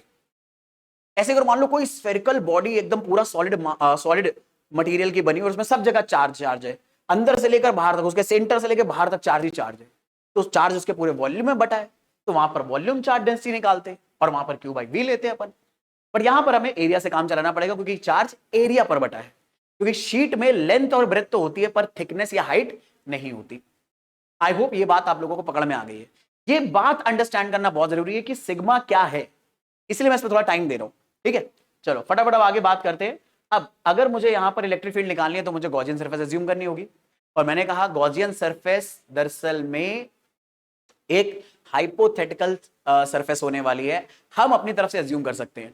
तो यहां पर हम गॉसियन सरफेस ऐसी मानेंगे जिससे हमारा प्रॉब्लम आसानी से सॉल्व हो। कई बार बच्चे पिछले एग्जाम्पल से इन्फ्लुएंस होकर हर बार गॉसियन सरफेस स्फेरिकल लेने लग जाते हैं, और अगर आप स्फेरिकल लोगे यहां पर तो आप लिटरली बता रहा हूं मेरे बच्चे बहुत बुरी तरह से फंस जाओगे, क्योंकि वहां पर प्रॉब्लम सॉल्व करने के लिए फिर सॉलिड एंगल की जरूरत पड़ेगी। और आपको पता है सॉलिड एंगल, आज तक कितनी तो ऐसी जनता होगी जिसको सॉलिड एंगल पहली बार वो सुन रही होगी। ठीक है, कैलकुलेट करने की तो बात ही छोड़ दो, कितनी तो ऐसी जनता होगी जिसने पहली बार सॉलिड एंगल नाम सुना होगा। तो इसीलिए आप स्फेरिकल बॉडी अज्यूम मत करना, क्योंकि उसकी मैथमेटिक्स बहुत मतलब क्रूशियल हो जाएगी। और हमारा काम यहां पर गाउस लॉ अप्लाई करने का ये है कि हम अपनी मैथ के काम को आसान बनाएं। तो उसके लिए थोड़ा सा दिमाग चलाना पड़ेगा कि गॉसियन सरफेस ऐसी अज्यूम करो कि हम आसानी से इलेक्ट्रिक फील्ड निकाल पाए। अच्छा, इलेक्ट्रिक फील्ड निकालने का है, पहले उसके बारे में बात कर लें। तो इस सरफेस से मान लो किसी दूर P पॉइंट पर निकालनी है। मान लेते हैं इस P पॉइंट की जो डिस्टेंस है x l या कुछ भी आप मान सकते हो, ठीक है, कि l है लेट्स से डिस्टेंस। तो हम l डिस्टेंस दूर P पॉइंट पर इस सरफेस की वजह से इलेक्ट्रिक फील्ड निकालना चाहते हैं। तो हमें P पॉइंट पर एक ऐसी गॉसियन सरफेस अज्यूम करनी होगी जिससे हमारे लिए मैथमेटिकल कैलकुलेशन आसान रहे। और आपको बता दूं, ये गॉसियन सरफेस स्फेरिकल अज्यूम मत कर लेना पिछले एग्जांपल से इंस्पायर होके, क्योंकि हमारा दिमाग कई बार ऐसा सोचता है ना कि यार पहले जैसा करा था वैसा करें। बट अब वो छोटी क्लासेस वाली हैबिट छोड़ दो, ठीक है, जहां जरूरत पड़े जैसी वहां आप वैसा आइडिया अप्लाई करना। तो हम गॉसियन सरफेस दरअसल में सिलेंड्रिकल अज्यूम करेंगे। तो अब ये जो शीट मैंने थोड़ा सा टेढ़ा करके आपको दिखाया था ताकि आपको सारा चार्ज दिखाई दे, अब इसको थोड़ा सा फ्लैट कर दिया आपके लिए एकदम सामने। तो ये चार्ज यहां पर बटा हुआ है, इसकी इलेक्ट्रिक फील्ड ऊपर जा रही है और इलेक्ट्रिक फील्ड नीचे जा रही है। अब ये जो हम लोगों ने इस तरह का ग्रीन कलर का पोर्शन लिया है मेरे बच्चे, ये हमारी गॉसियन सरफेस है। ठीक है, जो गॉसियन पिल बॉक्स लिखा रखा है ये बेसिकली में हमारी गॉसियन सरफेस है। और यहां मान लो हमारा है P पॉइंट जहां पर हमें इलेक्ट्रिक फील्ड निकालनी है। तो जरा सोचो, तुम्हारे पास अगर सिलेंडर की एक सरफेस होगी मेरे बच्चे, जैसे अगर आपने एक सिलेंडर बनाया, कोशिश कर रहा हूं बन जाए अच्छा से ठीक ठाक था। अगर आपने सिलेंडर बनाया मेरे बच्चे और ऐसे रख दिया, इसके बीच से आपका गॉसियन सरफेस, मतलब इसके बीच में आपकी 4 शीट है, मतलब जैसे मान लो 4 शीट यहां पर है, ये 4 शीट है गॉसियन सरफेस, सिलेंडर का एक पार्ट ऊपर है और सिलेंडर का एक पार्ट नीचे है। अब क्योंकि ये तो बहुत मोटी ली है मैंने, इसलिए ऐसा लग रहा है। इमेजिन करो, ये तो पहले इमेजिनरी सरफेस है ना, इमेजिन करो कि नहीं उसमें एक्समेन वाली पावर आर पार हो सकती है। तो ये इस तरह से सिलेंडर हमारा आर पार जा रहा है, ऊपर भी है और नीचे भी है। तो अब देखना, जब आपने ऐसा सिलेंडर बनाया तो इस सिलेंडर के हमारे पास इस गॉसियन सरफेस में कई सारी सरफेस होंगी। ठीक है, कहां कहां पर देखो, एक तो इसका टॉप सर्कुलर पार्ट होगा ये वाला, जिससे इलेक्ट्रिक फील्ड ऊपर की तरफ जा रही होगी। देखो, अगर आप इस सरफेस को ले लो तो इस सरफेस की इलेक्ट्रिक फील्ड कहां जा रही है, मतलब ये जो पॉजिटिव चार्ज है, पॉजिटिव चार्ज की इलेक्ट्रिक फील्ड ऊपर जा रही है। तो इस सरफेस से इलेक्ट्रिक फील्ड कहां आ रही है, बाहर। और ऊपर वाली जो सरफेस है, अगर मैं इसका एरिया वेक्टर निकालूं तो किसी भी सरफेस का एरिया वेक्टर उसके परपेंडिकुलर ऊपर होगा। तो यार एरिया वेक्टर भी ऊपर बना है, इलेक्ट्रिक फील्ड भी ऊपर बनी है। तो हमारी पहली वाली सरफेस के लिए जो हमारी ऊपर स्फेरिकल जो सर्कुलर सरफेस है, पूरे सिलेंडर में 3 सरफेस होंगी ना, एक ऊपर वाला सर्कुलर सरफेस, एक नीचे वाला सर्कुलर सरफेस और ये कर्व सरफेस है ना, ये बात तो पक्की है। तो अभी हम सिर्फ ऊपर वाली सरफेस S1 के बारे में बात कर रहे हैं। इसमें इलेक्ट्रिक फील्ड भी ऊपर है और इस सरफेस का एरिया भी ऊपर है। अब हम साइड वाली सरफेस के बारे में बात करते हैं। तो जरा नोटिस करो मेरे बच्चे, अपनी चार्ज शीट कुछ ऐसे रखी हुई है और सिलेंडर जो सिलेंड्रिकल हमने गॉसियन सरफेस लिया वो इसके ऊपर जस्ट परपेंडिकुलर ऐसे रखा है। चार्ज शीट की जितनी भी इलेक्ट्रिक फील्ड लाइन होंगी वो सीधे सीधे ऊपर की तरफ जाएंगी ना। तो हमारे पास दरअसल में अगर ये जो हमने कर्व्ड सरफेस ली है, कुछ इलेक्ट्रिक फील्ड लाइन ऐसी होंगी जो कर्व्ड सरफेस के ठीक बगल से जा रही होंगी, जैसे यहां पर दिखाई गई। लेकिन कर्व्ड सरफेस का एरिया वेक्टर किधर होगा? तो अगर आपको कर्व्ड सरफेस का एरिया वेक्टर बनाना है तो सरफेस के परपेंडिकुलर बनाना पड़ेगा। तो हमने कर्व्ड सरफेस पर एक छोटा सा एलिमेंटल एरिया कट करा। तो अगर हमने यहां पे एक छोटा सा एलिमेंटल एरिया कट करा, तो अगर हमें इस एलिमेंटल एरिया का परपेंडिकुलर बनाना है एरिया वेक्टर, तो एरिया वेक्टर कुछ ऐसे जाएगा। इस सरफेस से इलेक्ट्रिक फील्ड ऊपर जा रही है, ये एरो देखो, और एरिया वेक्टर इसके परपेंडिकुलर जा रहा है। ठीक है, ये बात क्लियर हुई। और एक सरफेस हमारे पास नीचे है मेरे बच्चे, जो सर्कुलर सरफेस नीचे थी। अब नीचे वाली सरफेस में इलेक्ट्रिक फील्ड भी नीचे जा रही है और एरिया वेक्टर भी नीचे जा रहा है। ये बात क्लियर है। तो हमारे पास यहां पर तीन सरफेसेस हैं, एक S1, एक S2 और एक S3, ये जो कर्व सरफेस है। अब S1 और S2 के साथ खास बात क्या है? S1 और S2 के साथ खास बात ये है मेरे बच्चे कि इनका इस S1 और S2 सरफेस के लिए जो इलेक्ट्रिक फील्ड की डायरेक्शन है और जो एरिया वेक्टर की डायरेक्शन है वो पैरेलल है।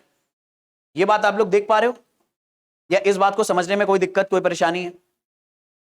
ये बात तो क्लियर है ना मेरे बच्चे? यहां तक तो ये बात समझने में कोई दिक्कत नहीं है, ठीक है? पक्का ना? क्लियर है ये आइडिया? चलो आगे बात करते हैं मेरे बच्चे फटाफट। अब यहां पर छोटी छोटी बातें हम लोग मान लेते हैं कि जो हमारा चार्ज शीट है उससे जो पी पॉइंट है वो r डिस्टेंस दूर है, और ऐसा ही पी पॉइंट नीचे भी तो हो सकता था। मान लो p डैश पॉइंट है तो ये भी कहां होगा? r डिस्टेंस दूर होगा, ठीक है? और ये जो हमने स्फीयर माना है, ये जो हमने सर्कुलर सिलेंडर कट करा है, मान लेते हैं इसका जो रेडियस है ये कैपिटल R है, ठीक? तो एक बात बता दो, हमारे पूरे सिलेंडर की लेंथ कितनी होगी? 2r हो गई, ये बात तो पक्की है। अच्छा, जो हमारा पहला वाला दरअसल में सरफेस एरिया है, सर्कुलर सरफेस एरिया, इसमें इलेक्ट्रिक फील्ड वेक्टर और डीए वेक्टर पैरेलल है, तो इनके बीच में एंगल 0 हो जाएगा।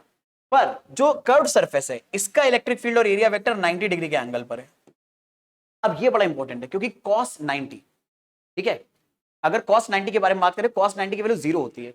और जब हम लोग इलेक्ट्रिक फील्ड को सॉल्व करेंगे, ठीक है, गाउस लॉ अप्लाई करेंगे, तो जहां पर भी cos 90 आएगा वो वैल्यू 0 हो जाएगी, और अगर वो 0 हो गई तो पूरा कटपिट जाएगा। तो अब अगर मैं यहां पर मेरे बच्चे नेट इलेक्ट्रिक फील्ड निकालना चाहूं गॉस लॉ की हेल्प से, वो कैसे निकलेगा?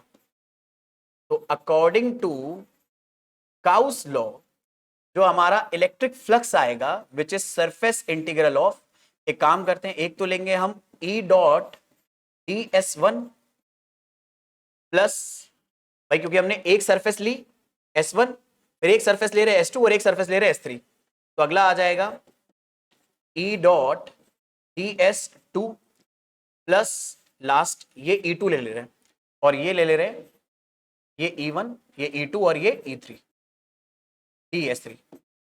तो इस पूरे सिलेंडर से जो इलेक्ट्रिक फ्लक्स पास हो रहा है वो इन तीनों का सम आएगा, और रूल के अकॉर्डिंग ये जो इलेक्ट्रिक फ्लक्स पास होगा ये किसके बराबर होगा?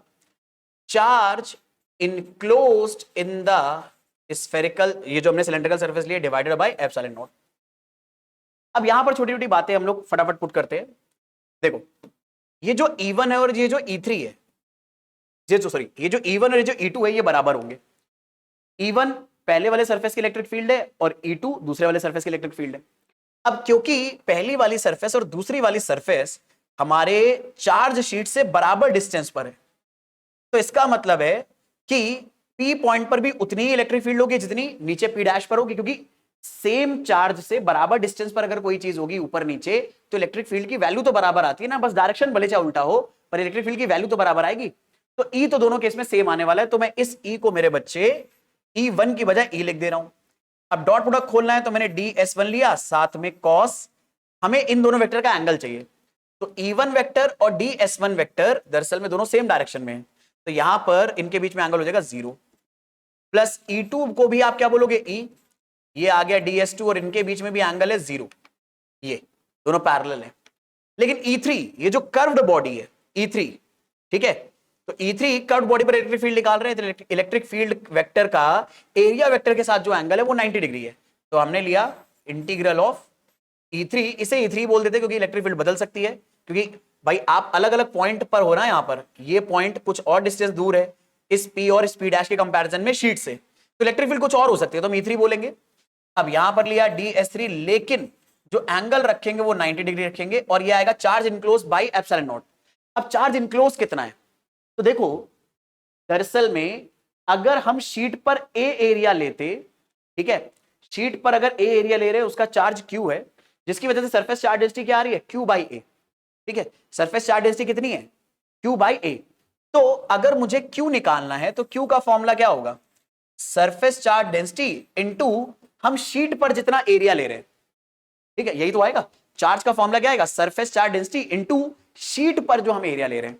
तो एक बात सोचो, यहां पर हमने शीट पे कितना एरिया लिया हुआ है, तो वो इस सिलेंडर के सर्कल फेस के एरिया के बराबर होगा। तो इसका मतलब है जो Q आएगा, ये जो चार्ज हमारे सिलेंडर ने इनक्लोज कर रखा है, ये कितना आएगा, Q इनक्लोज्ड आ जाएगा surface charge density into area कितना हो जाएगा, पाई कैपिटल R स्क्वायर। ये बात समझने में तो कोई दिक्कत नहीं है। अब कोई बच्चे ये कंफ्यूज होते थे कई बार कि सर जैसे आपने चार्ज ऊपर लिया ऐसे चार्ज नीचे भी तो होगा, तो आपको 2 बार लेना चाहिए चार्ज। एक्चुअल में नहीं मेरे बच्चे, शीट बहुत पतली है, ये जो चार्ज ऊपर दिख रहा है यही नीचे भी है, तो आपने वो ले लिया है। तो चार्ज इनक्लोज कितना आ रहा है, sigma into pi R square, वो वैल्यू यहां रख देंगे, sigma into pi R square divided by epsilon not. बाकी यार मेरे बच्चे आप लोग बहुत समझदार हो, cos 90 की वैल्यू 0 होती है, तो ये पूरा टर्म क्या हो जाएगा, cos 90 के 0 होने की वजह से this entire term will be 0। cos 0 की वैल्यू 1 होती है, cos 0 की वैल्यू 1 होती है। ये दोनों इलेक्ट्रिक फील्ड दरअसल में अगर आप एक शीट से बराबर डिस्टेंस पर खड़े हो तो इलेक्ट्रिक फील्ड की वैल्यू तो चेंज नहीं होगी ना, वो कांस्टेंट होगी। तो जो चीज कांस्टेंट है वो इंटीग्रेशन के बाहर आ जाएगी, और हमें इंटीग्रेट करना क्या होगा, जो हमने ये जो सर्कुलर फेस लिया है इसके छोटे से एरिया को, तो सर्कुलर फेस के छोटे से एरिया को इंटीग्रेट करोगे तो ये पूरा एरिया आएगा ना, सर्किल का एरिया, और इस पूरे सर्किल का एरिया नीचे वाले एरिया के बराबर ही है, यानी पाई R स्क्वायर के बराबर ही है। तो cos 0 की वैल्यू 1, cos 0 की वैल्यू 1, E इंटीग्रेशन के बाहर आ जाएगा, ds1 का इंटीग्रेशन हमें यहां करना होगा, प्लस यहां पर E इंटीग्रेशन करना होगा ds2 का, और ये आ रहा है सिग्मा इंटू पाई। अच्छा मैंने गलती से स्मॉल r रख दिया मेरे बच्चे, स्मॉल r नहीं रखना, अपने को रखना है कैपिटल R, क्योंकि हमने सिलेंडर की रेडियस कैपिटल R मानी है। तो ये आ गया 4 पाई R square divided by epsilon not. I hope आप लोगों को मेरी बात समझ में आ रही है, इस बात को समझने में कोई दिक्कत नहीं। अगले पेज पे ले चलते हैं। इंटीग्रेशन ऑफ ds1 कितना है, इंटीग्रेशन ऑफ ds1 का मतलब है इस छोटे से एरिया को इस पूरे एरिया पर इंटीग्रेट कर दो, तो इस छोटे से एरिया को सारे छोटे छोटे पैचेस को मिलाकर एरिया बनाओगे तो ये इस पूरे सर्किल का एरिया बनेगा। तो इस पूरे सर्किल का एरिया क्या बन जाएगा, पाई R स्क्वायर। तो हमारे पास ये आ गया E into pi capital R square, plus ऐसे ही दूसरा वाला टर्म क्या आ जाएगा, E into pi capital R square is equal to क्या बना, sigma into pi R square upon epsilon naught. अब देखो ये दोनों टर्म बिल्कुल सेम है, दो सेम टर्म ऐड करोगे तो इनका डबल आ जाएगा, into sigma into pi R square upon epsilon not. मेरे बच्चे देखो पाई R स्क्वायर से पाई R square value cancel out हो गई, तो E अगर निकालना है तो इस 2 को इधर डिवाइड में भेज दो, तो सिग्मा अपॉन 2 एप्सिलॉन नॉट आ गया। यानी एक यूनिफॉर्मली चार्ज इनफाइनाइट शीट अगर दे रखी है तो उसकी वजह से किसी भी पॉइंट पर अगर इलेक्ट्रिक फील्ड निकालना है तो उसका फॉर्मूला आ जाएगा E is equal to sigma upon 2 epsilon naught, जहां पर सिग्मा इस बॉडी का सरफेस चार्ज डेंसिटी है। और एक बात बता दो, तो कोई शीट अगर बहुत लंबी चौड़ी होती है ना तो उसका सिग्मा डायरेक्ट दिया जाता है आपको। हाँ अगर उसका चार्ज दे दिया जाए, एरिया दे दिया जाए तो आप उसको डिवाइड करके भी निकाल सकते हो, लेकिन इस तरह से सिग्मा मोस्टली दिया जाता है। और ये इलेक्ट्रिक फील्ड सरफेस पर, भाई सरफेस अगर आपने इनफाइनाइट शीट ले रखी है तो सरफेस के ऊपर भी एक पॉइंट हो सकता है और नीचे भी एक पॉइंट हो सकता है, तो ऊपर और नीचे जितना जो भी पॉइंट ले हो, अगर आप r डिस्टेंस पे ले रहे हो तो उसका फॉर्मूला यही आएगा। और नोटिस करो ये जो फॉर्मूला आ रहा है ये स्मॉल r डिस्टेंस से इंडिपेंडेंट है, इस पूरे फॉर्मूले में कहीं पर भी स्मॉल आर नहीं आ रहा। अब ये बात बताना क्यों जरूरी है, ताकि आप एक बात पर गौर करो कि स्मॉल आर था पी पॉइंट की सरफेस से डिस्टेंस। तो आप पी पॉइंट अगर मान लो अभी 1 मीटर दूर ले रहे हो, तो आप चाहो तो 2 मीटर दूर भी ले सकते हो, तो आर स्मॉल आर बदल जाएगा। आप 3 मीटर दूर भी ले सकते हो, 4 मीटर दूर भी ले सकते हो। पर नोटिस करो, आप पी पॉइंट की दूरी तो बढ़ा रहे हो, पर electric field of infinite sheet का फॉर्मूला कह रहा है कि जो इलेक्ट्रिक फील्ड आएगी इन सारे पॉइंट्स पर, वो सिग्मा अपॉन 2 एप्सिलॉन नॉट ही आएगी, क्योंकि इस फॉर्मूले में कहीं पर भी आर नहीं आ रहा।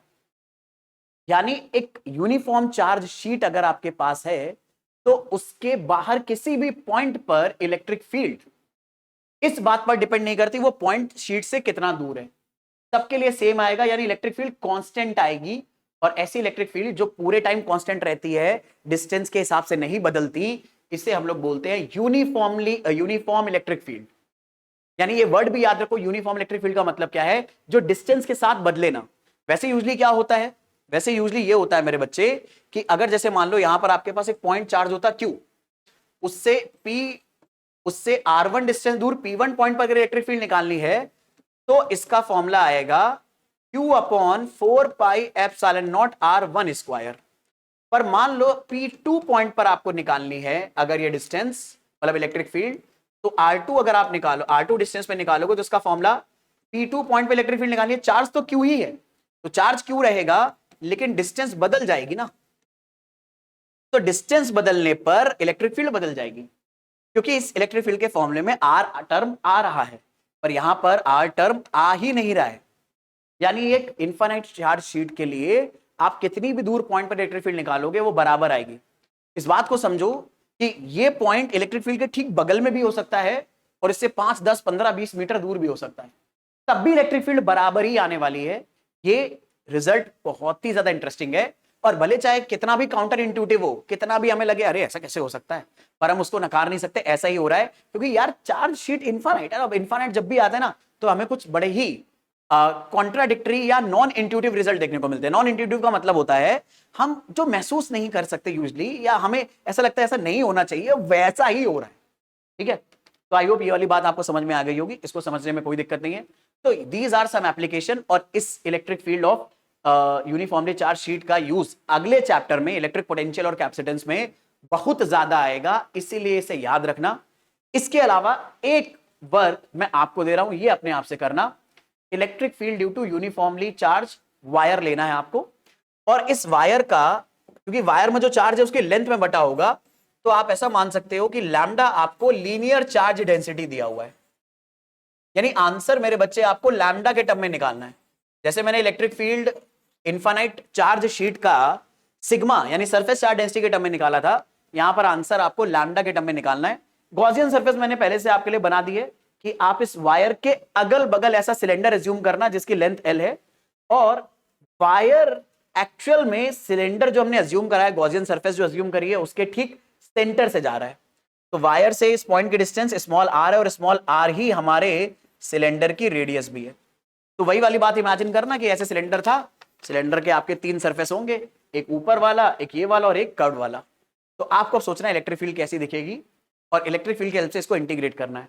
हालांकि मैं आपको हिंट एक और हेल्प कर दे रहा हूं, इलेक्ट्रिक फील्ड भी दिखा देता हूं कि एक वायर अगर है और उसमें चार्ज बटा हुआ है, तो उसकी इलेक्ट्रिक फील्ड कैसे दिखती है, ऐसी दिखती है, वो रेडियली बाहर की तरफ आती है। मतलब जैसे अगर ये मान लो वायर है, तो इसकी इलेक्ट्रिक फील्ड ना ऐसे आ रही होगी, इधर डायरेक्शन में ऐसे जा रही होगी, इधर डायरेक्शन में ऐसे जा रही होगी, पीछे के डायरेक्शन में ऐसे आ रही होगी, इधर ऐसे जा रही होगी। तो रेडियली मतलब जैसे नहीं बहुत सारे तीर निकल रहे हैं हर डायरेक्शन में परपेंडिकुलरली बाहर की तरफ, ऐसी इलेक्ट्रिक फील्ड आएगी। तो नोटिस करना, ये इलेक्ट्रिक फील्ड अगर ऐसी बाहर आएगी, देखो आपको बना के भी दे दी है, और पी पॉइंट पर अगर आपने कोई एरिया लिया तो एरिया भी इधर ही होगा। तो इस केस में कर्व्ड सरफेस का जो एरिया और इलेक्ट्रिक फील्ड होगा वो 0 होगा। एरिया वेक्टर और इलेक्ट्रिक फील्ड वेक्टर के बीच में एंगल 0 होगा। लेकिन जो सर्किल वाली फेस है, तो सर्किल का जो इलेक्ट्रिक फील्ड होगा, भाई इस पॉइंट से भी इलेक्ट्रिक फील्ड ऐसे ही तो जाएगी।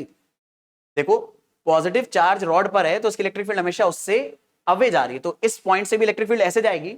लेकिन ये जो सर्कुलर एरिया लेंगे, इसका एरिया वेक्टर तो ऊपर होगा ना, तो अब की बार एरिया वेक्टर सर्कुलर फेस का इलेक्ट्रिक फील्ड के साथ 90 डिग्री एंगल बनाएगा। तो अब की बार सर्कुलर फेस का जो इंटीग्रेशन आएगा, सरफेस इंटीग्रेशन, वो 0 हो जाएगा, लेकिन सिलेंड्रिकल फेस का नहीं होगा। हिंट मैंने दे दिया है, खुद से सॉल्व करना ताकि आपको पता चल सके ये आप कर पाए हो या नहीं। ठीक है, बहुत ही इंटरेस्टिंग है और इस रिजल्ट को याद रखना मेरे बच्चे, ये रिजल्ट बहुत ज्यादा यूज होगा। ठीक है, आई होप ये सारी बातें आप लोगों को समझ में आ गई हैं। आज के लेक्चर में इतना ही रखेंगे। आई होप ये सारी चीजें आपको अच्छे से पकड़ में आई हैं, समझ में आई हैं। तो मिलेंगे नेक्स्ट क्लास में, तब तक के लिए जम के पढ़ते रहिए, रिवीजन करते रहिए और जो भी डाउट्स आते रहे ये जरूर मेरे साथ डिस्कस करते रहिए। See you in the next class, bye everyone.